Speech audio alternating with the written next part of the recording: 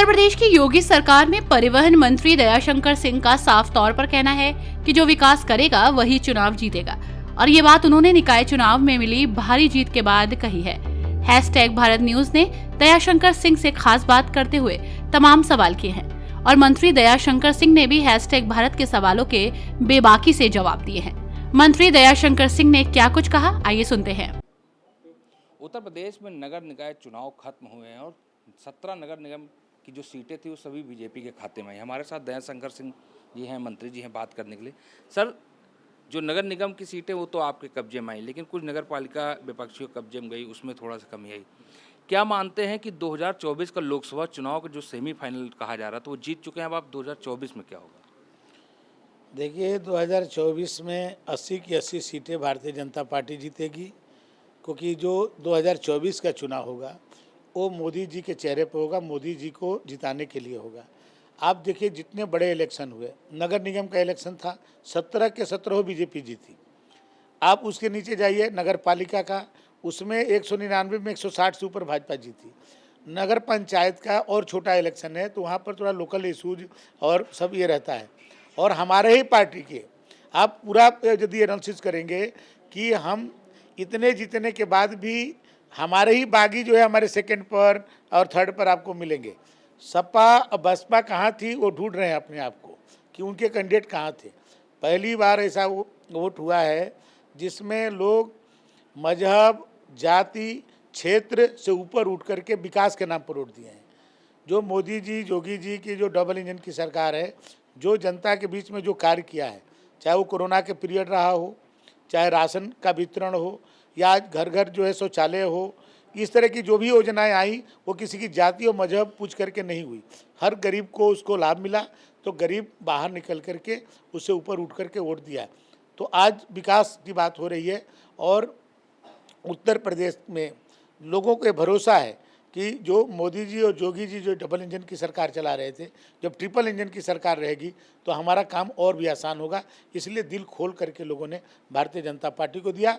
और एक माने उसमें लोगों को, व्यापारियों में विशेष करके जो एक सुरक्षा की जो भावना उनके अंदर जागी है, जो पहले अपराधी कितने उनको तंग करते थे, आज अपराधी कितने है। आज मैं कहूँ कि जेल की ताला खोल दिया जाए तो अपराधी कोई भागने के लिए भी तैयार नहीं है। कर्नाटक में क्या हो गया? ना बजरंग बली चले, ना उनकी गदा चली, ना बजरंग दल चला। वहाँ पे आखिरकार क्यों डिफीट खा गए? देखिए, उसका भी आकलन हमारे राष्ट्रीय नेतृत्व करेगा। और भारतीय जनता पार्टी हर चीज़ को जीत की भी आकलन करती है और हार की भी आकलन करती है। हमारे जो राष्ट्रीय नेतृत्व इसको भी देखेगा और हो सकता है कि वहाँ पर मैं सत्ता में हम लोग थे, उसका भी कुछ असर पड़ा होगा और उस पर जो भी चीज़ें होंगी उसको जो है हमारे राष्ट्रीय नेतृत्व उसको देखेगा। एक सवाल ये है कि ये बात सामने निकल कर आ रही कि नगर निकाय चुनाव में जिन लोकसभा सीटों में कम सीटें आई हैं या डिफीट खाई है बीजेपी, वहाँ के सांसदों का पत्ता कट सकता है, यानी टिकट कट सकता है, 2024 में बदलाव हो सकता है टिकट में। कहीं से डिफीट नहीं है। हम जब सब जगह जीते हैं, कोई हमारे विपक्ष में है ही नहीं है, तो इसमें हार की बात कहाँ है। तो सब जगह जीते हम हैं, तो उसमें सांसद भी जीते हैं, विधायक भी जीते हैं। और हमारे ये जो टिकट कटने के बाद क्या बदलाव होगा कई चेहरों में? देखिए, बदलाव होगा कि वही लड़ेंगे, ये सब तय करने का काम हमारे राष्ट्रीय नेतृत्व का है। हमारे यहाँ ये थोड़ी है कि कोई एक व्यक्ति सोच ले या उसको कर ले। ऐसा केवल सपा, बसपा, कांग्रेस में है कि एक व्यक्ति पार्टी चलाता है जो चाहे वो कर ले।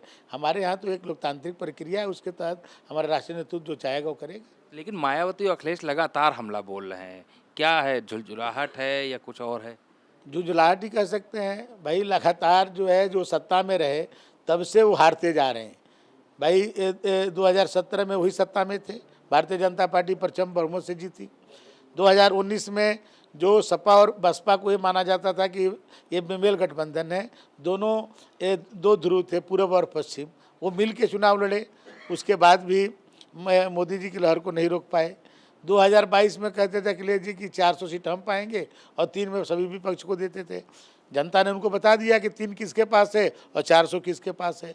अब जो है, अब उनको जब इसमें भी हार गए तो बहुत अपने खिजिया करके बयान कर रहे हैं। क्योंकि इसलिए कर रहे हैं क्योंकि सांसद रहते हुए जब कोरोना काल में अपने क्षेत्र में नहीं गए, कभी वे घर से बाहर नहीं निकले। ये लोग केवल ट्वीट करके राजनीति करते हैं और वो ट्वीट की राजनीति नहीं चलने वाली है। जनता विकास चाहती है कि विकास जो करेगा उसके साथ रहेगी। बिल्कुल, तो ये थे दयाशंकर सिंह जी, परिवहन मंत्री। इनका साफ तौर पर कहना है कि जो विकास करेगा जनता उसके साथ रहेगी। 100% मेरा साथ दिवाकर पार्टी, #भारत, लखनऊ।